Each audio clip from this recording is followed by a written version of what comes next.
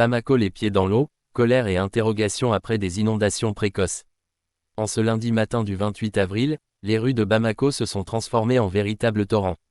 En quelques heures seulement, 53 mm de pluie se sont abattus sur la capitale malienne, semant le chaos dans plusieurs quartiers. À Sotouba, Lafiabougou ou encore Niamakoro, les images d'habitations inondées, de voitures à moitié submergées et de citoyens pataugeant dans l'eau jusqu'aux genoux ont envahi les réseaux sociaux.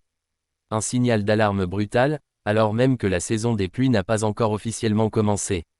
Nous observons une précocité alarmante, explique Amadou Diakité, chef du service prévision à Mali Météo. Ces précipitations en avril sont exceptionnellement rares. Cela laisse présager une saison 2025 à haut risque, avec un début précoce et possiblement des épisodes intenses jusqu'à octobre. Les climatologues mettent en garde, le changement climatique modifie les rythmes établis depuis des décennies. Mais au-delà des caprices de la météo, c'est surtout l'incapacité chronique des infrastructures urbaines à gérer ces épisodes qui alimentent la colère. À Bamako, la croissance urbaine fulgurante de ces 20 dernières années n'a pas été accompagnée d'un développement proportionné des réseaux de drainage. Pire encore, de nombreux caniveaux sont aujourd'hui bouchés par des ordures, tandis que des constructions illégales se multiplient sur les lits de ruissellement.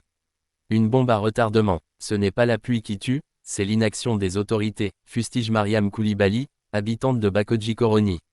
Comme elle, de nombreux Maliens pointent du doigt la junte militaire au pouvoir depuis août 2020, accusée de négliger les enjeux urbains au profit des questions de sécurité.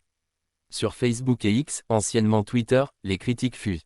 Des vidéos virales montrent des citoyens en train de dégager eux-mêmes les caniveaux bouchés, faute d'intervention municipale. Des publications accusent les autorités de vendre illégalement des zones inondables à des promoteurs immobiliers. Où va l'argent du budget d'assainissement ? Interroge un post partagé des milliers de fois. Le gouvernement, de son côté, tente de reprendre la main. Le ministre de l'Environnement, Doucouré Adama, a annoncé la démolition de plus de 750 constructions illégales avant l'hivernage, ainsi que des opérations de curage intensif des caniveaux dans les 6 communes de Bamako. Mais pour de nombreux observateurs, ces mesures restent insuffisantes. On continue de réagir dans l'urgence au lieu de planifier sur le long terme, déplore Abdoulaye Dembélé, urbaniste à l'université de Bamako.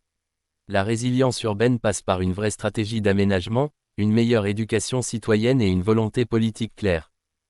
À l'aube d'une saison des pluies qui s'annonce déjà violente, Bamako semble marcher au bord du précipice.